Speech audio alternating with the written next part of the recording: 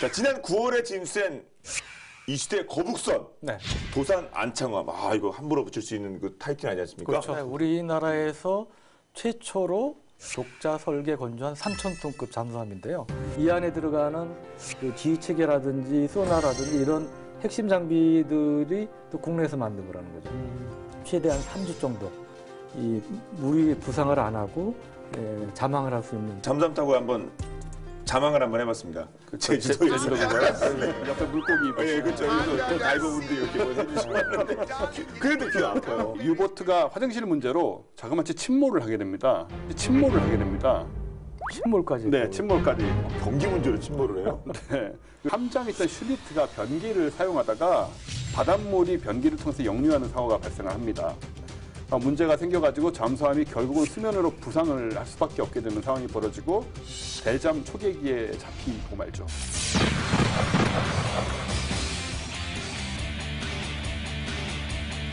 KSS-2 손원일급 잠수함에 대해서 얘기해 볼까 하는데요. 그 1하고 2니까 당연히 이제 또 업그레이드가 크게 됐겠죠. 네. 원생님께서 왜 요새 교보제가 안 보이지 이렇게 눈치를 주시는 것 같아가지고 네. 제가 또 오랜만에 교보제를 준비했습니다. 네. 뭐 B52급은 아니고요. 이번엔 저 주시는 건가요? 그걸 안 잊어버리고 계시네. 오, 요거는 뭐 크기는 작지만 무게가 예, 재질이 좀 예, 약간 있어 보이죠. 예, 예. 재질이 금속 재질. 그리고 우리 해군에서 권위 있게 만들어서 기증을 하고 있는 그러한 모형입니다. 209급에 비해서 보면 이 함교라고 그러죠. 이분이 굉장히 유선형으로 잘 다듬어져 있고. 아, 요게 요렇게 돼 있다고요? 요게 네. 요렇게 예쁘게 앞에서 보니까 빠졌다. 되게 가늘어요. 네. 네. 잔망경부터 해가지고 전자장비 여기 이 3교이 튀어나와 있는 장비들도 209급에서는 이제 업그레이드 되어 있다고 볼 수가 있고 214급의 가장 큰 강점은 뭐니 해도 AIP라고 공기부류 장치라고 그러는데 보통 전에는 디젤 잠수함은 하루에 한 번은 그 전지 충전을 위해서 부상을 했어야 되는데 이거는 그럴 필요가 없게 된 거죠. 그래서 한 2주 정도 물속에서 자망해서 떠오를 필요가 없게 된 그게 이제 가장 큰 강점이자 이제 무기라고 볼 수가 있습니다. 이 손원일급은 총 9척인데 1번함이 손원일함이어서 손원일급이라고 불리고요. 손원일 제독은 우리가 전에도 한번 얘기했던 것 같은데 대한민국 해군의 아버지로 불리는 분이죠. 초대 해군 참모장 하셨고 국방장관도 나중에 하셨고 오늘의 해군을 만드는 데 있어서 그 토대를 닦으신 이런 분이라고 볼 수가 있는데 214급은 대부분 국내에서 이제 건조가 됐어요. 물론 이제 주요한 부품이라든지 기술은 독일에서 가져온 거고 이거는 대우조선 해양하고 현대중공업이 같이 이제 번갈아 가면서 건조를 했습니다. 그 물속에 이제 오랫동안 자망에 있었다 보니까 전투력은 장보고급에 비해서 한 3배에서 5배 정도 강화가 됐다 이런 평가를 이제 받고 있고 또 잠수함의 중요한 게 소리잖아요. 소리도 장보고급보다 더 작아졌다. 이제 그런 평가를 받기 때문에 뭐 음향 문제, 그다음에 탑재 무장 문제 이런 것들이 향상이 되고 볼 수가 있고 크기도 길이가 65m, 폭 6.3m로 좀 더 커졌죠. 승조원은 한 40명 정도 타고요. 이 214급에는 이제 이름을 우리 그 항일 독립운동에 기여했거나 아니면 광복 후에 국가 발전에 기여한 분들 뭐 그런 분들 중심으로 이제 명명이 됐습니다. 1번 말씀드린 손원일함, 2번이 정지, 3번 안중근, 김자진함, 윤봉길함, 유관순함, 홍범도함, 이범석, 마지막이 신돌석함. 마지막 신돌석함 장군 아시죠? 의병장. 네.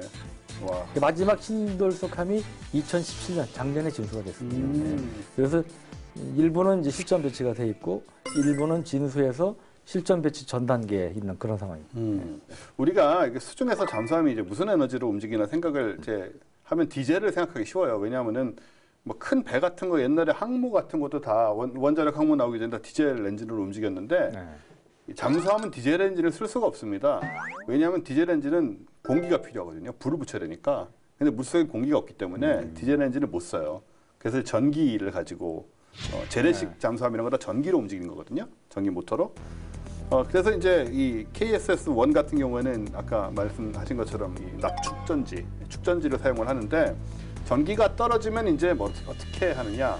디젤 엔진이 있습니다. 이건 이제 가기 위해서 있는 게 아니고 물 위로 올라가서 이 축전지를 충전하기 위해서 엔진을 돌리니까 발전기죠. 네. 이 디젤 발전기를 돌려가지고 충전을 해서 다시 이제 내려가는 건데 이제 KSS-2에는 이제 기존 추진 방식에다가 이제 AIP 아까 말씀하신 AIP가 더해져서 이제는 충전 없이 2, 3주를 더 머무를 수가 있게 되고 외부의 공기 흡입 없이 이제 전기를 발생시키는 그런 시스템이 AIP인 거거든요. 내부에 이제 함내에 저장된 산소가 있잖아요. 숨을 쉬어야 되니까. 그리고 산소하고 연료를 사용해서 이제 충전지 충전을 하고 추진에 필요한 전원 공급이 가능한 시스템이다. 이렇게 보시면 되고 이 214급 AIP 시스템의 성능은 독일의 지멘스라고 있어요. 옛날에 그 핸드폰으로 우리한테는 많이 알려졌던 그런 SI로 시작되는 거죠. 예, 그렇습니다. 그래서 이 회사에서 개발한 120kW급 PEM 연료정지를 2기를 탑재를 하게 되죠. 네. 그 명명된 함이 손원이람, 정지함, 안중구함, 김좌지함, 네, 유관순함이 있어서 제가 그 지식이 짧아서 그런지 그 여성 이름의 뭐 잠수함 이런 건 제가 좀 국내에서는 처음인 것 같아요. 외국에서는 좀 들어봤던 것 같습니다. 네, 맞습니까? 대표적인 게 영국의 최신의 항공모함이 퀸 엘리자베스입니다. 6만 5천 톤급 항공모함인데 백년 전쟁 중 프랑스를 구한 영웅 있죠? 잔다르크. 잔다르크. 이 잔다르크 이름을 딴 배가 있는데 그 헬기 순양함이라고 그러고 헬기 항모라고 부르는 한 13,000톤급 되는 그런 옛날에 쓰던 배가 있는데 그게 잔다르크라고 명명이 됐고요. 우리나라에서는 여성이 붙은 게 이 214급 잠수함 중에 6번함, 아까 유관순함이라고 그랬는데 유관순함이 처음일 겁니다. 유관순 열사. 네. 제가 이제 고향이 천안이어서 병천 아우나장터에서 독립운동 하셨잖아요. 3일 만점을 하셔가지고 맨날 어릴 때부터 유관순 누나 하고. 근데 저도 많아요. 네, 요즘은 어떻게 하는지 저희도 유관순 누나. 근데 지금 이제 유관순 누나를 생각합니다. 옥중에 갇혔어도 그분 아니에요. 노래까지 다. 예, 독립기념관 가서 또 우리가 뵙고 그랬죠. 거기서 간접적입니다만. 적어도 놨습니다. 그 유관순함은 그 1사급 갖고 있는 기본적인 무장을 다 갖고 있죠. 그래서 그 기본적인 뭐 어뢰 외에 그 대함 미사일, 잠대함 미사일, 그다음에 잠대지 크루즈 미사일 최대 사거리 한 1,000km 된다고 그랬죠. 이게 뭐 천령 또는 뭐 해상 수리라고 그러는데 또 정밀 사격할 수 있는 거고 기뢰도 있고요. 또 여기에 이제 그 사격 통제 장비라든지 컴퓨터가 있어요. 컴퓨터에서는 한 300개 정도의 표적을 동시에 처리를 할 수가 있다고 그러고 물 밑에서는 2주 가량 떠오르지 않고 작전을 할 수가 있다고 합니다. 그리고 항속거리가 한 22,000km 되는데 22,000km면 태평양을 건너갈 수 있는 그 정도 충분히 거리 수준이 되지 않습니까? 지구의 절반, 지구 둘레가 4만 킬로가 조금 넘으니까요. 네. 그러니까 뭐 태평양 충분히 건너갈 수 있는, 항해할 수 있는. 지구에서 달까지. 지구의 둘레 정도는 기본적으로 우리 원쌤. 그 외에 이제 여기 튀어나오는 것들이 뭐 잠망경이라든지 되게 많아요. 그다음에 레이더도 있고 여기 이게 이제 이게 이제 맨 마지막 그 스노클일 겁니다.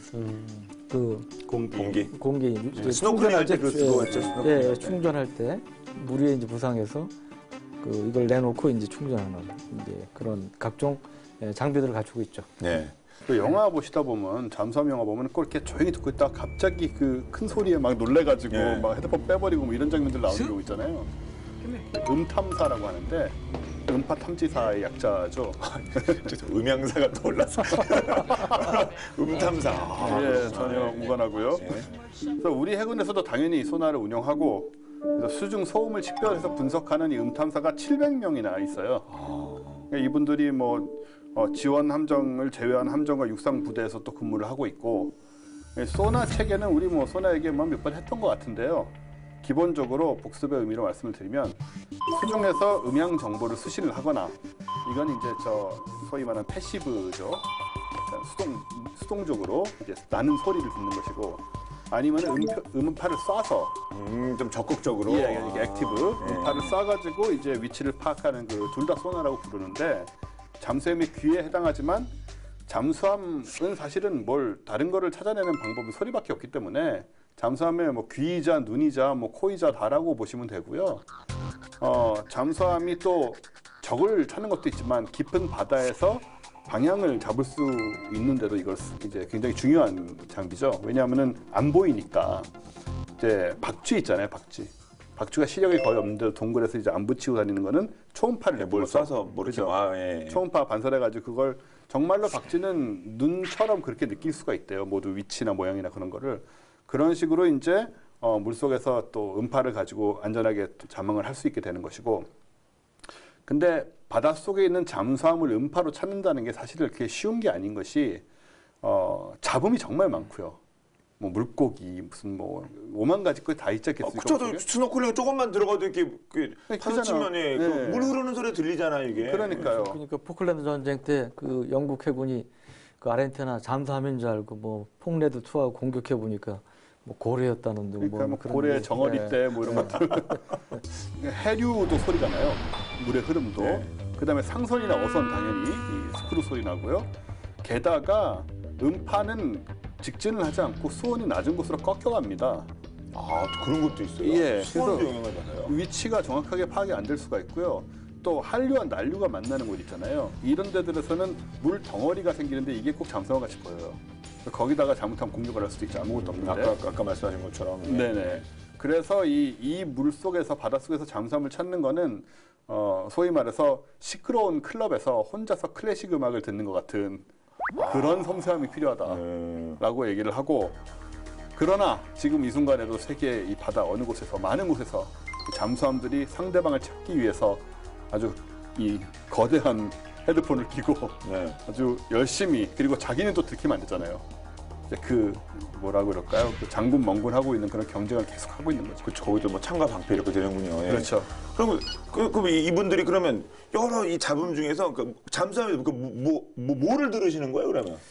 우리는 보통 스크류에서 나는 소리만 생각하는데 물론 이제 그게 기본적인 거고, 그 위에 함내에서 뭐 엔진부터 해서 여러 기계들이 있을 거 아닙니까? 기계들이 내는 소음이 있죠. 군함 타보면 배가 정박한 상태에서 우웅 하는 기본적인 소음이 있어요. 아니, 그 기계음이 있고, 앞으로 가면 이제 움직이면 바닷물을 헤치면서 갈 때 바닷물과 부딪히면 하는 그런 소리가 있을 것이고, 또 승조원들이 뭐 이렇게 떠든다든지 뭐 이러면 당연히 그 소음이 있을 것이고, 하여튼 이런 여러 종류의 소음이 있는데, 그래서 잠수함이 이제 중점을 두는 것 중에 하나, 어떻게 하면 이런 소음을 최대한 줄이느냐, 그거 가지고 이제 머리를 싸매는 거죠. 그러니까 뭐 스크류 형태도 바꾸고, 그다음에 잠수함 내부 타보면 각종 기계들이 이렇게 좀 고착을 시킬 거 아닙니까? 이렇게 안에 이제 붙여놓을 때 바로 새 부치와 새 부치가 부딪히는 게 아니고 중간에 쉽게 뭐 고무 바킹 같은 거 끼워놔요. 그게 이제 서로 마찰음 같은 걸 안 되도록 뭐 이제 그런 것들을 많이 끼워놓는다든지 이런 식으로 해서 최소한도로 소리를 내도록 그렇게 이제 만들어지는데, 보통 보면 그 러시아 옛날 구소련 잠수함들은 소음은 좀 컸죠. 커가지고 미국이 이제 상대적으로 탐지하기 이제 쉬웠다고 그러고, 중국은 근데 지금 러시아보다는 기술이 떨어집니다. 중국 잠수함들은 러시아 잠수함보다는 더 소음이 큰 걸로 평가가 되고 있고, 북한 잠수함 60년대에 만들어진 구형 잠수함이 많기 때문에 더 큽니다. 예, 중국의 신형 잠수함보다 당연히 더 크고요. 일본 잠수함이 이제 세계적으로 보면 굉장히 가장 조용한 편에 이제 속한다고 그러고, 근데 우리가 이제 보통 반대로 생각하시는 것 중에 하나가 원자력 주인 잠수함은 소리가 작아서 또 센 걸로 생각하는데 그렇지는 않죠. 원자력 잠수함은 원자로 냉각 시스템과 관련된 감속기라든지 뭐 등등 해서 그런 장치에서 나는 그 소음이 있어요. 태생적으로 재래식 잠수함보다는 또 소음이 클 수밖에 없는 그런 또 이제 단점도 있습니다. 근데 그럼에도 불구하고 아까 잠깐 말씀드린 그 로스앤젤레스급 공경용 잠수함이 미국 공경용 잠수함의 가장 많은 숫자를 차지하고 있는데, 이게 한 120데시벨 정도 된다고 그래요. 근데 이 정도면 보통 재래식 잠수함 소음 수준이라고 그래요. 그러니까 핵잠수함, 원자력 잠수함 치고는 좀 작은 편인 거죠. 그러니까 작은 편이고, 중국의 이제 초기에 공경용 원자력 잠수함의 한 급이라고 있는데 이거는 140데시벨. 로스앤젤레스보다 상당히 큰 걸로 이제 평가가 되고 그래서 LA급 로스앤젤레스 잠수함이 환경이 좋으면 500km 이상 떨어진 곳에서의 한급 잠수함 수리를 잡을 수도 있다고 그럽니다. 500km요? 네. 근데 심지어는 1000km 얘기도 해요. 어떤 경우는. 저도 그걸 1000km가 어떻게 가능할까 싶은데 예. 1000km 막 잠수함 소리도 잡는다고 그러더라고요. 근데 이거는 공식적으로 확인된 게 아닙니다. 이 잠수함 소음은 국비상이에요. 그러니까 이제 추정치, 이제 여러 가지 뭐 언론 보도라든지 그 전문가의 분석, 그러네요. 그런 추정치이기 때문에 뭐 제가 말씀드린 게 100% 권위 있는 100% 정확하다고 말씀드렸지만 하여튼 그런 식으로 알려져 있다는 걸 말씀을 드리고 그리고 이게 참 흥미로운 게 이 프로펠러 이 잠수함 스크류라고 스크류 소리가 다 똑같을 것 같지만 다 다르다는 거예요. 예를 들어 델타급이다. 델타급이 뭐 한 10척 있다. 10척이 같은 클래스의 잠수함은 똑같냐? 그것도 다 다르다는 거죠. 1번함부터 10번함. 우리도 마찬가지. 손원일부터 신돌속함까지 소리가 다 다르다고. 그러니까 사람을 얘기하면 지문처럼 이게 이제 그런 지문처럼 확인할 수 있는 역할이 되기 때문에 냉전 시절은 더했고 지금도 이 상대방 가상 적국의 잠수함마다 그 소리를 녹음하려고 기록하려고 다들 이제 어떻게 보면 혈안이 돼 있습니다. 그 정보 수집 경쟁이 엄청납니다. 치열해요. 그걸 알면 딱 듣는 순간에 그냥 바로 딱 뜨겠네요, 그냥. 그러니까 이거는 얼굴 뭐 수배자 얼굴 뜨는 것처럼 바로 뜨겠네요. 이거는 그러니까 뭐 선원일급에 몇 번 하면 어느 잠수함이다. 이게 이제 데이터베이스가 있으니까 있으면 확인이 되니까 여담으로 하나만 더 드리자면 어느 정도냐면 냉전 시절에는 미국 잠수함이 우리 블라디보스톡 있죠. 블라디보스톡이 대표적인 또 군항이잖아요. 태평양 함대 사령부가 있고. 근데 그 근처에 이제 잠수함 기지 있는데 잠수함 기지 소련 잠수함 기지 앞에까지 LA급 잠수함 같은 게 갔다는 거예요. 가가지고 녹음하려고요? 예, 그 스크류 소리 녹음하고, 예, 그 밑에 케이블이 있는데 거기에 도청기 달아가지고 소련에서 어떤 얘기 하는지 그저 쓰기도 하고. 그게 굉장히 그 유명한 작품 블라인즈 맨즈 블러프라는 책에 그게 이제 소개가 되고 그래서 많이 알려졌는데, 그러니까 이게 어느 정도로 미국이 적극적이었냐면 너무 가까이 붙어가지고 잠수함하고 소련 잠수함하고 부딪힐 적도 있어요. 소련 잠수함. 근데 그 영해였던 거야. 그 무조건 속된 말로 걸리면 안 되잖아요. 전쟁이잖아요. 그러니까 일단 그냥 정신없이 내뺀 경우도 있고 미국에 그런 거기. 그러니까 이게 잠수함 소리가 그만큼 중요하다. 네, 그 스파이 파견도 아니라 잠수함을 거기 가서 케이블이 막 이거 꽂아갖고 들을 정도로 녹음도 하고. 긁어놓고 연락처 안 나오고. 접촉하고 안 돼, 붙여놓으면 안 되죠. US 네이비 뭐 이러면 안 되는 거 아니에요?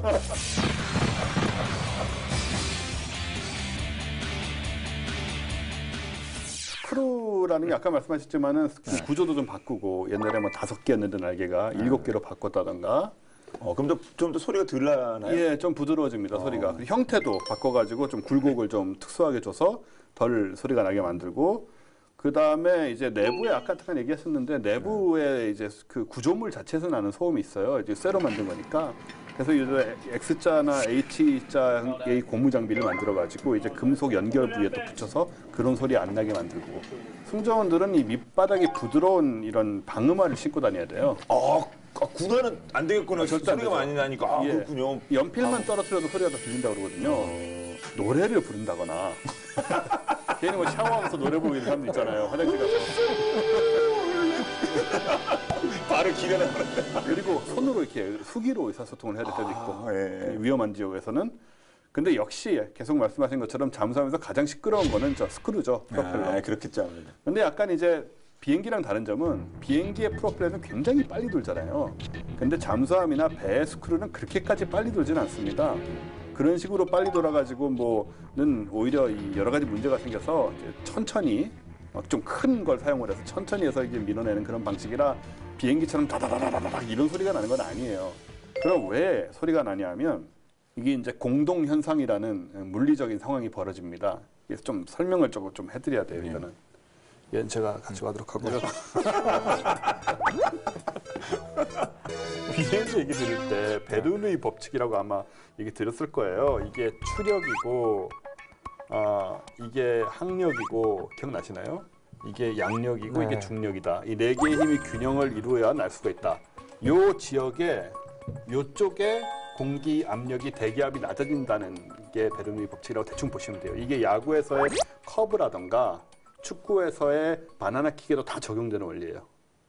회전을 주면 회전에 갑자기 상당히 중요한 원리 같아지는데. 네, 지금까지 뭐 이거 별로 그랬었는데 이거 상당히 중요한 원리네. 우리 축구 야구 다 좋아하시니까. 네, 예. 회전을 먹는 쪽으로 이렇게 떨어지잖아요. 예. 그럼 이제 이쪽에 압력이 줄기 때문에 떨어지는 거거든요. 근데 그걸 아무튼 베르누이 현상에 의해서 여기가 압력이 이제 줄어들게 됐는데 이건 이제 지금 공기 속에서 얘기잖아요. 근데 물 속에서 똑같은 현상이 벌어집니다. 스크루가 이렇게 돌게 되면 이제 이쪽으로 이제 밀어내서 잠수함이 이렇게 갈 거 아니에요. 스크루가 돌게 되면 이 뒤쪽에 스크루가 밀어내는 쪽 말고 이 안쪽으로 물의 압력이 수압이 낮아지게 돼요. 얼마나 낮아지게 되냐면 엄청나게 낮아지는데 어느 정도냐면 여기 물이 끓어요. 왜 이런 일이 벌어지느냐? 산에 올라가면 산에서 밥 지으면 밥 잘 안 되죠. 그래서 설리고 뭐 그렇잖아요. 라면 끓여도 그렇고. 예, 뭐 어떻게 해서 돌 얹어놓고 그러지 않습니까? 예. 예. 그게 기압이 낮아지면 끓는 점이 낮아지는 거거든요.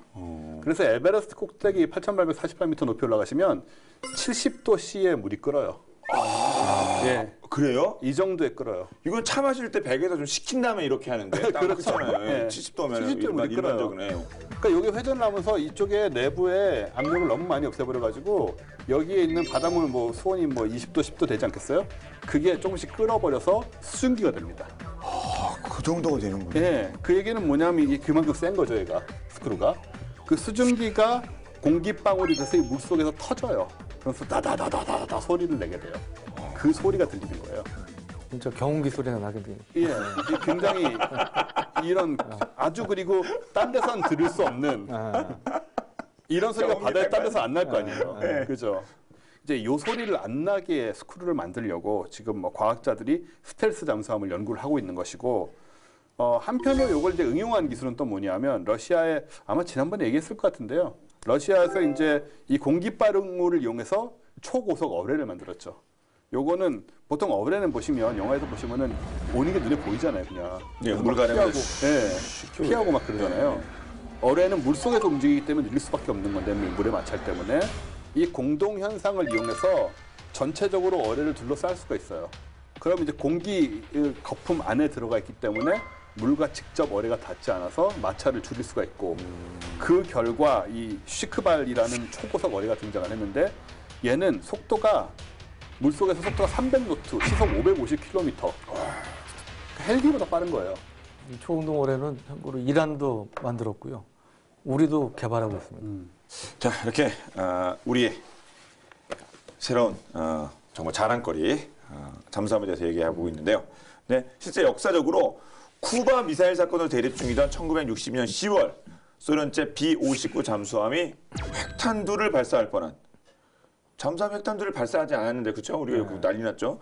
발사할 뻔한 일촉즉발의 위기 상황이 있었다고 합니다. 그 상황이 어떨지 저희가 이번 시간 본방야사에서 준비했습니다. 함께 보시죠.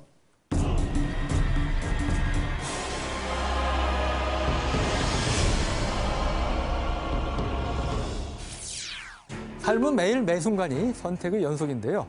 지금 우리가 살고 있는 오늘도 수많은 선택과 결정으로 이루어져 온 것이죠. 전쟁사를 살펴보면 순간의 선택에 따라 인류 역사가 좌지우지 되는데요. 특히 소련의 핵잠수함을 주의했던 바실리 아르키포프는 순간의 판단을 통해 세계를 2번이나 구했습니다. 과연 그는 어떤 상황에서 어떤 선택을 한 것일까요?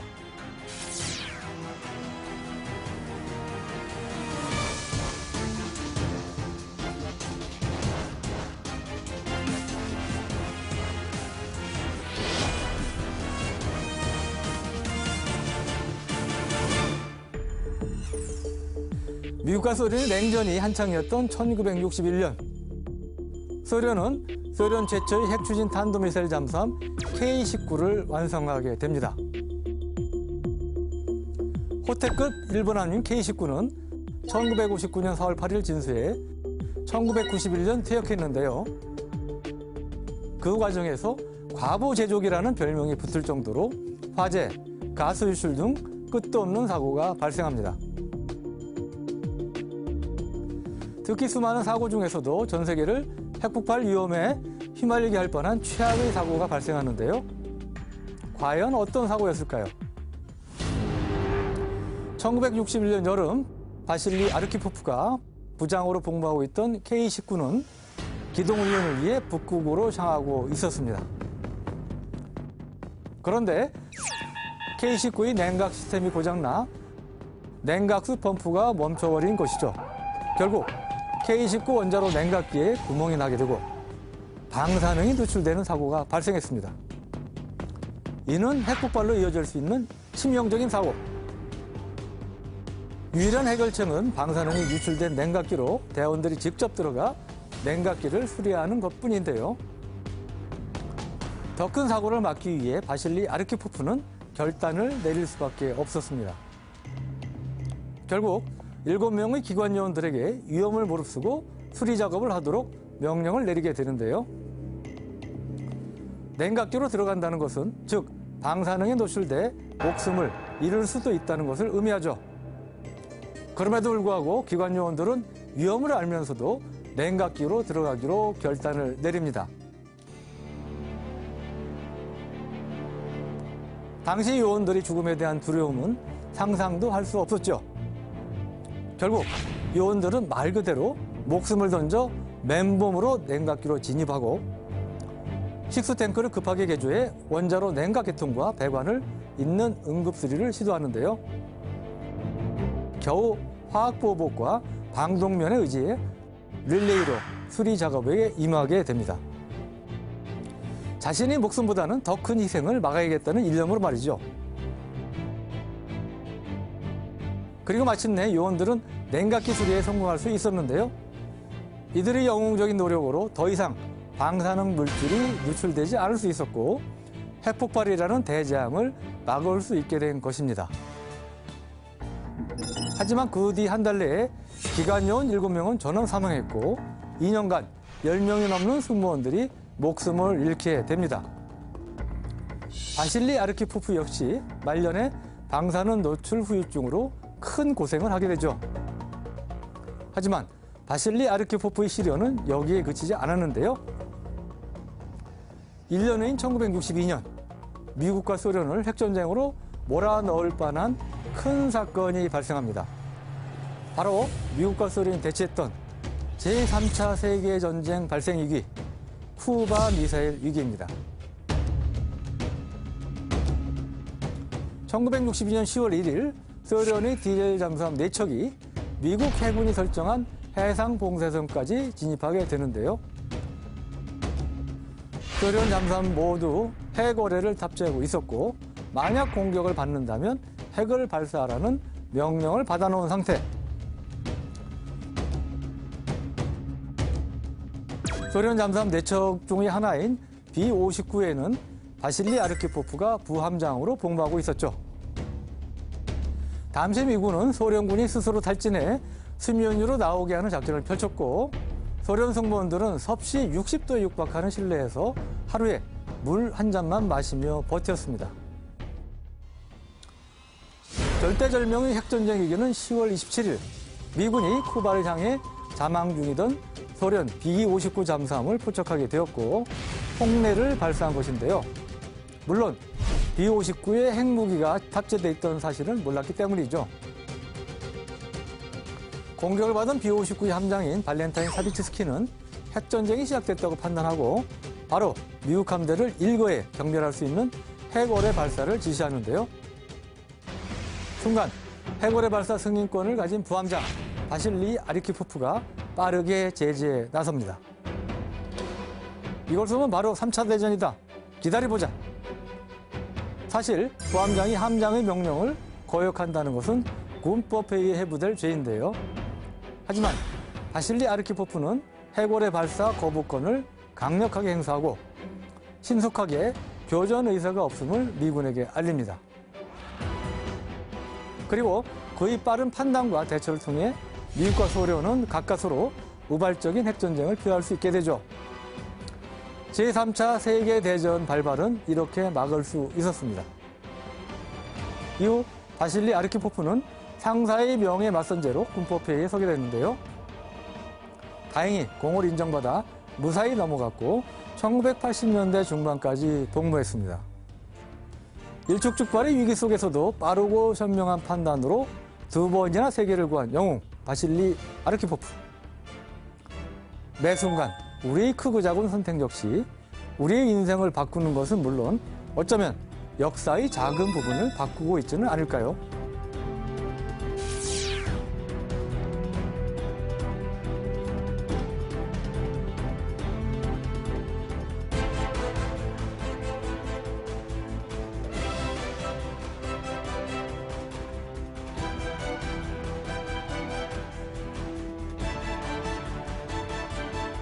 네, 영화 뭐 잘 알려졌죠. 뭐 크림슨 타이드, 뭐 K19 위도우메이커가 바로 이 바실리 아르히포프의 일화를 소재로 한 거였습니다. 아무튼 핵전쟁을 막긴 막은 거예요. 네. 참 대단합니다. 일촉즉발의 위기가 참 몰랐는데 사방에서 많았습니다. 진짜 사방에서 많았어요. 근데 잘 넘겼습니다. 우리 인류가 잘 넘겼습니다, 진짜. 네. 모르고 넘어간 게 다행이죠. 편하죠. 더 있을 거예요. 아마 더 있을 거예요. 그렇겠죠? 그렇겠죠? 예.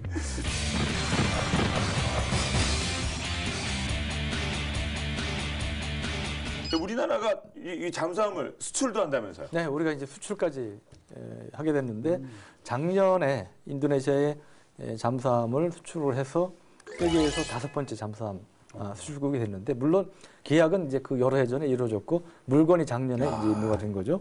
이 잠수함 이름이 나가파사라고 있는 잠수함인데 이 잠수함이 1,400톤급이에요.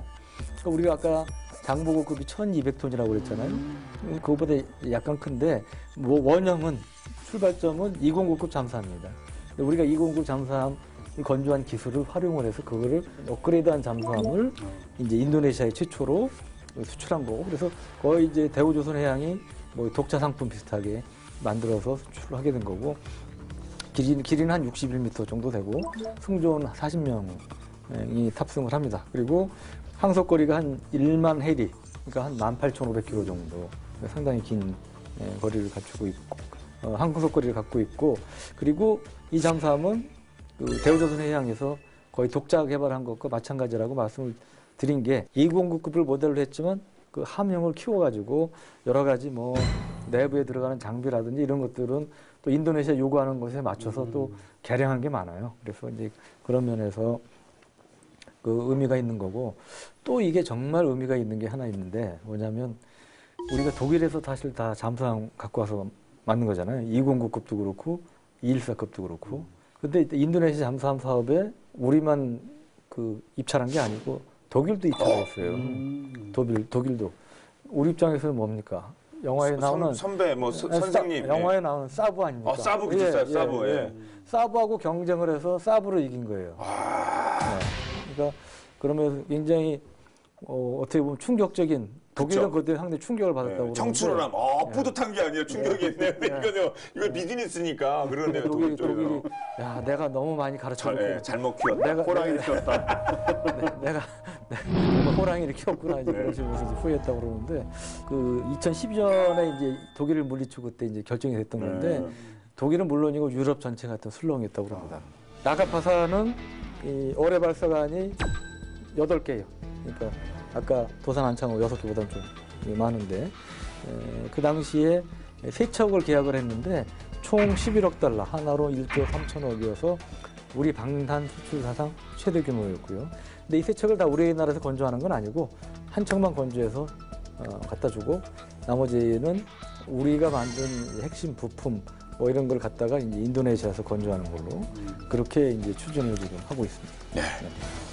그러니까 두 차례 잠수함 사업을 통해서 독일의 재래식 디젤 잠수함 기술을 이전 받아서 이제는 핵심 부품 우리가 설계를 하고 제조, 건조까지 해서 수출도 해서 그리고 또 3,000톤까지 또 진수도 하고 도산 안창호함이 향후 원자력 잠수함으로 가는 뭐 시발점이라는 관측도 있는데 일단 그러면 원잠 그 특장점부터 한번 정리해 주시겠어요? 네, 아까 이제 그 원잠의 장점 중에 하나가 유사시에 내뺄 때.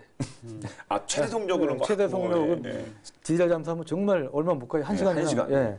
근데 이거는 이론상으로 하여튼 며칠이고 갈 수 있으니까 이제 그런 점에서 이제 강점이 있고 공격력 면에서도 일단 크기가 재래식 잠수함에 비해서 원잠들은 큽니다. 보통 한 6,000톤급 이상의 배수량을 갖고 있기 때문에 크다는 건 뭐겠어요? 그만큼 거기에 많은 무기들을 탑재할 수 있다는 또 이게 되잖아요. 그러니까 어떠한 그 펀치력 면에서도 원잠이 우세하고 중요한 건 이제 물속에서의 자막 능력은 원자력 잠수함은 이론상으로는 물속에 뭐 3개월이고 얼마든지 있을 수 있죠. 근데 인간이 못 견디기 때문에 이제 그 전에 물 위로 올라오는 거지. 뭐 그 능력만 따지면 재래식 잠수함에서 훨씬 길다. 재래식 잠수함은 209급 이하, 보통 재래식은 하루에 한 번은 물 위로 떠야 되는 거고.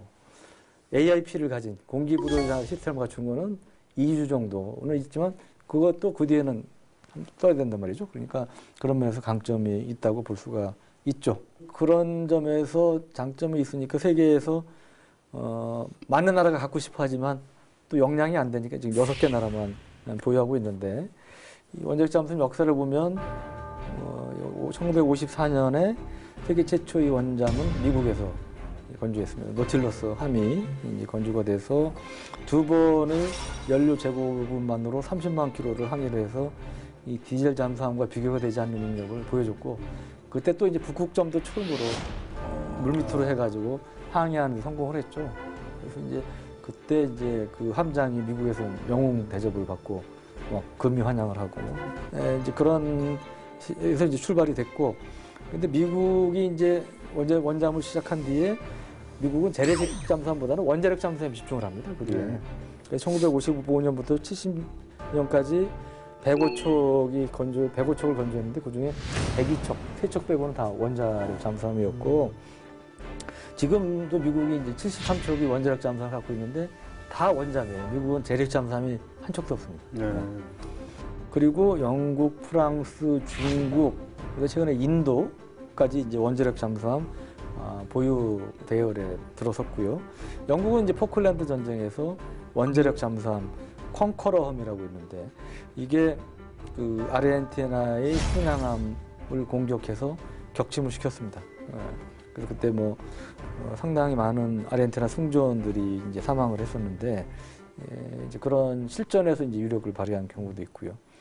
그 외에 이제 중국은 이제 핵 추진과 그 재래식을 합쳐서 65척. 러시아는 또 마찬가지 핵 추진 디젤은 뭐 킬로급 등 몇 가지가 있는데 합쳐서 69척을 갖고 있고 이웃 나라 일본은 핵 추진 잠수함은 없어요. 이제 디젤 전지 추진 잠수함 22척을 갖고 있습니다. 그 말씀 들어보니까 참 원자력 이 잠수함이 좋은 것 같긴 한데 뭐 좋다고 뭐 다 가져야 되는 거 아니겠습니다만 그러면 이제 우리나라 핵은 현재 없지 않습니까? 이 원자력 잠수함 건조에 대해서 내가 예민하신 질문인지 모르겠지만 어떻게 생각하십니까? 사실 우리가 전에도 한번 얘기했었는데 현 정부 들어서 원자력 잠수함 필요성을 몇 번 높으신 분들께서 말씀하셨잖아요. 근데 요즘은 그 얘기가 이제 별로 안 나오지 않습니까? 근데 이제 이런 것들이 이제 남북 대화 뭐 이런 거하고도 연관 질 수 있는데 사실은 이 원자력 잠수함이 꼭 북한의 SLBM 잠수함이라든지 잠수함 위험만을 겨냥해서 우리가 추진하려고 그랬던 게 아닙니다. 이 중국이라든지 일본 주변 강국이 그 해군력 증강에 굉장히 신경을 쓰잖아요. 중국 항공모함에 이 탄도미사일 탑재 원자력 잠수함, 공격용 원자력 잠수함 신형을 속속 만들고 있고 일본은 원잠은 없지만 아주 세계에서 가장 조용한 그 재래식 잠수함을 갖고 있고 크기도 큽니다. 4,000톤 이상 되는 이 잠수함을 갖고 있는데 그리고 우리가 또 해양 수송로라고 그러죠. 원유라든지 이런 거를 아랍에서 바다를 통해 수입을 하잖아요. 주요 전략 물자, 원자재들을 바다를 통해 수입을 하기 때문에 이 해상 교통로를 보호하기 위해서 우리가 해군력을 가져야 되는데 해군력에 있어서 그런 이지스함도 의미가 있지만 비용 대비 효과를 따져봤을 때 잠수함은 굉장히 우리한테는 효과적인 무기다. 특히 원자력 잠수함 같은 경우는 비용 대비 효과를 따져봤을 때 가성비가 있는 무기라고 생각을 하고 그런 면에서 저는 원자력 잠수함이 필요하다.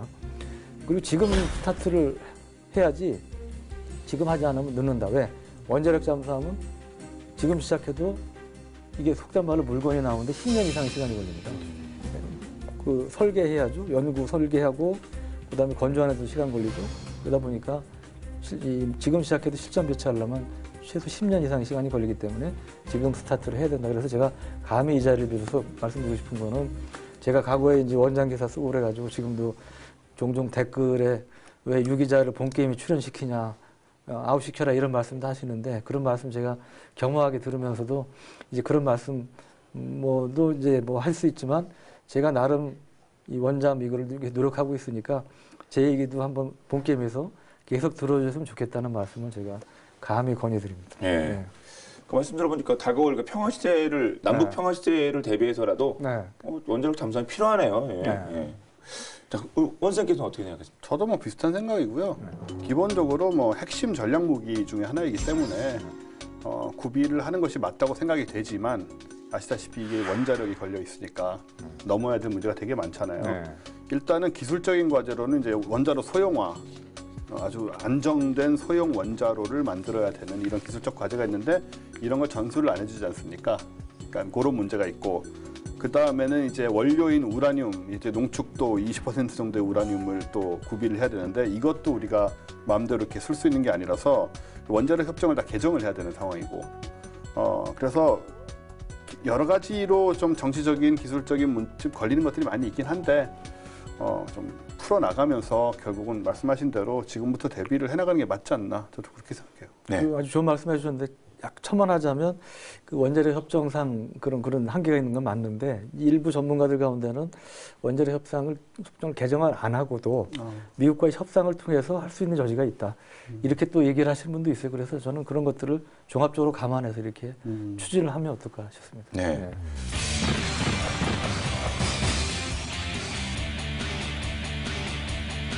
네, 그러면 현재 우리나라 잠수함 전력 핵은 없습니다만 지금 어느 정도라고 보면 되겠습니까? 우리 잠수함이 2099급 9척이 있고요. 214급도 다 실전 배치는 안 됐지만 9척까지 다 진수가 됐습니다. 그러니까 그것만 하면 거의 18척이 실전 배치가 돼 있거나 실전 배치를 앞두고 있는 상황이고 더구나 의미 있는 것은 도산 안창호 함도 이제 진수가 됐습니다. 그러면 3, 4년 내로는 이제 실전 배치가 되는 상황을 맞을 텐데 이 질적인 면만 보면 독일 잠수함이 재래식 잠수함 중에 세계적으로 거의 짱이라고 그랬잖아요. 그러니까 이제 그런 우리 잠수함을 위주로 갖고 있는 거기 때문에 질적인 면에서는 사실 중국의 구형 잠수함보다 성능이 우리가 앞선다고 볼 수 있는데 숫자는 아직까지는 그렇게 충분하다고 좀 보지는 어려울 것 같고요. 일본의 경우가 지금 공식적으로 이제 18척에 22척 체제로 가는데 일본 잠수함은 아까 말씀드렸지만 우리보다 크고 또 성능도 우수한 이제 그런 것들이 많기 때문에 저는 이제 그런 점에서 그 3000톤급 우리 장보고 3급이 들어오면 209급이 1990년대 초반부터 들어왔기 때문에 이제 퇴역하는 상황이 됩니다. 그래서 숫자 자체가 크게 늘어나기는 어려운 상황인데 이제 지금 아까 말씀드린 대로 장보고 3급 이 전력화를 계획도로 단계적으로 업그레이드하는 형태로 해서 서둘렀으면 좋겠다. 그런 말씀을 좀 드리고 싶고요. 원잠 문제도 장보고 3급의 이제 배치 3 마지막 단계에서 이제 우리가 소형 원자로 뭐 스마트 원자로라고 해서 개발한 게 있기 때문에 넣으면 된다고 이제 보시는 분도 있는데 저도 그게 가능하면 그렇게 됐으면 좋겠는데 또 전문가들 가운데 기술적으로 매우 어렵다고 그런 분도 있어요. 그래서 그런 거는 또 너무 무리하게 하다 보면 사고가 날 수 있는 거고 그런 거기 때문에 현실적인 면을 감안해서 좀 추진하는 게 좋지 않을까 싶습니다. 그리고 이제 북한하고 비교하면 북한은 이제 잠수함 중에 한 70여 척이 됩니다. 숫자는 우리보다 훨씬 많은데 그 중에 상당수는 이제 소형 잠수함이나 잠수정이 많습니다. 그리고 우리하고 비슷한 게 로미오급이라는 게 있는데 그게 한 20여 척 되는데 이거는 1970년대, 80년도일 때 구형이고 그렇기 때문에 성능 자체는 많이 떨어지고요.